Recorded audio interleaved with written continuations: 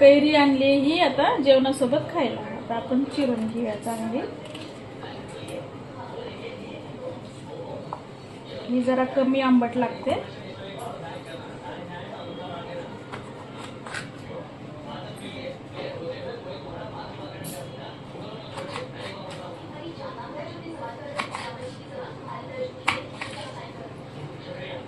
वरून तुम्ही हळद मीठ पण लावू शकता आणि मिरची पावडर पण.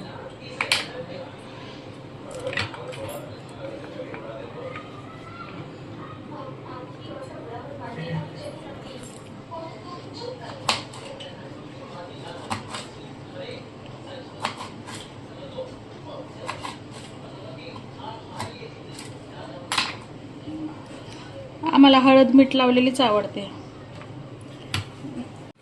हळद मीठ लावून घेऊया. जेवणाबरोबर छान लागते कैरी अशी. कोणी मिरची पावडर पण टाकतो, मी तर टाकते मिरची पावडर पण हळद मीठ पण छान लागते.